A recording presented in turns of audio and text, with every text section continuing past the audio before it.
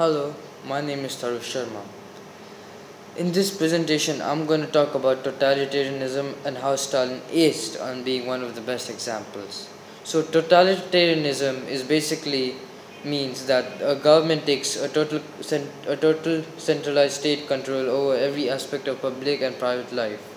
So, it's basically is that one government takes all power and then the party will do whatever changes it wants to bring without any resistance. Now, before I talk about Stalin's rule in Russia, I would like to start filling a cup of curiosity by some early life information about him. Stalin was born on December 21, 1879. He was born to a poor family. His mother was a housekeeper and his father worked as a cobbler. He had a rough childhood, as he and his mother was often the victim of physical abuse as his father was an alcoholic. Around 1899, Stalin was influenced by the writing of Vladimir Lenin and decided to be a Marxist revolutionary. In 1903, he joined the Bolsheviks. He became one of their chief operatives in a place known as Kaskas. His activities included organizing paramilitaries, inciting strikes, spreading propaganda, and raising money through bank robberies, ransom kidnappings, and extortions. He also participated in the infamous 1907 Tiflis bank robbery. His criminal background manifested itself in his ruthless dictatorial governance of Russia. Dynamic leadership. There's no doubt about Stalin that he had a strong leadership. Russia was way backwards than the other countries, but when Stalin came to power, he dragged Russia to the 20th century through industrialization and collectivization of farming. He also used propaganda, like for the instance in school, the children were forced to recite, "Thank Comrade Stalin for this happy life." There were posters which portray Stalin as a god. The other thing he did was he created a common enemy, the Jews, to unite Russia. Now you would be thinking, why would he attack the Jews? One of the reasons would be that Jews put community ahead of the state, which is totally not acceptable in communism. And that during World War II he wanted Hitler and him to be allies. So Stalin became anti-Semitic in a way to make sure Hitler don't attack Russia. And not to forget, Russia emerged from World War II victorious. Plus, they came up with a greatly increased territory which gave the appearance to the people both in Russia and the rest of the world that Stalin was the dynamic leader of a dynamic state. Stalin believed in Marxism-Leninism style of communism. If you don't know what Marxism-Leninism is, I'll tell you. Marxism-Leninism states that from each according to his ability to each according to his need. So as you already know that in communism, the government controls everything and provides everything.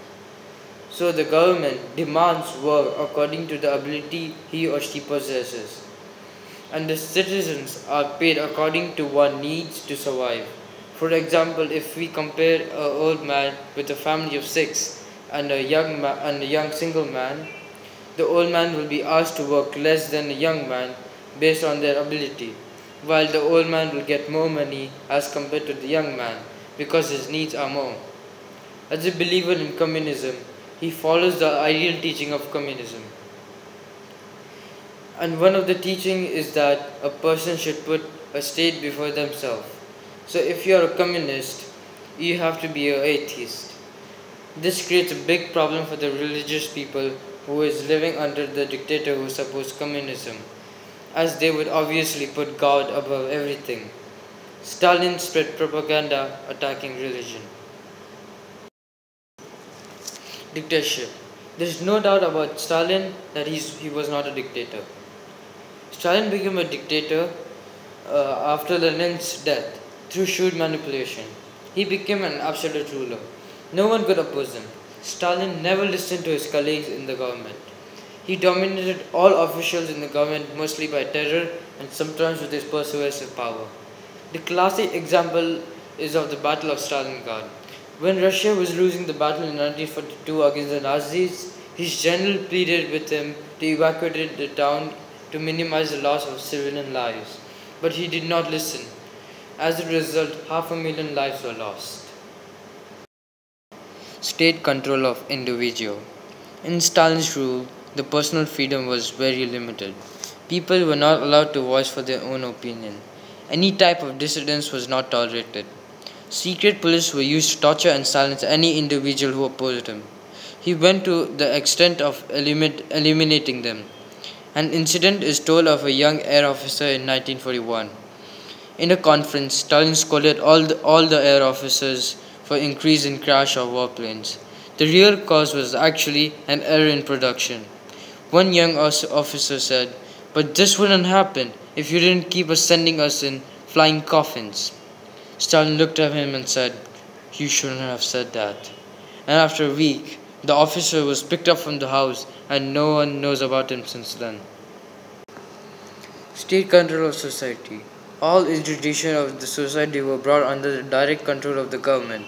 Factories, farms, to the people, newspaper, radio, movies, even literature and art.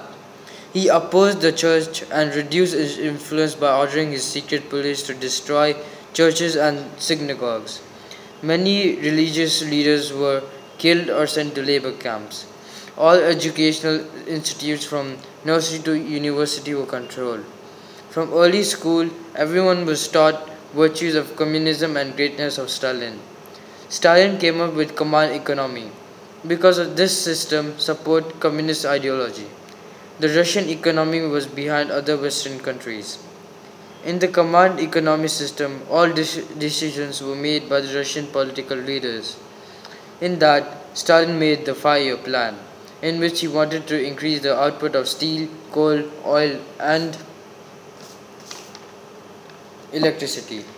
He diverted resources from the production of consumer goods to increase the production of steel, coal, etc., thereby causing shortage of basic necessities. Because of food shortages, Stalin seized all farms from the farmers and combined them into one large government farm, called collective farm. Modern technology. Stalin took full advantage of modern technology that was available at that time to consolidate his position.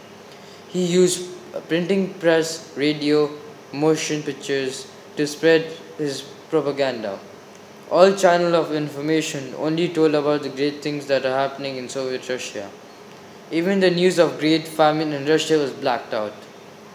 He further ordered that all the resources should be diverted from the consumer goods manufacturing to goods like steel, cement that are required for infrastructure and advanced weapons.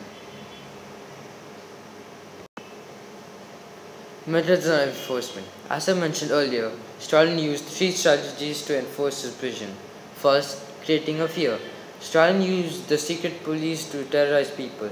He tortured and even killed anyone who opposed him. Second, indoctrination.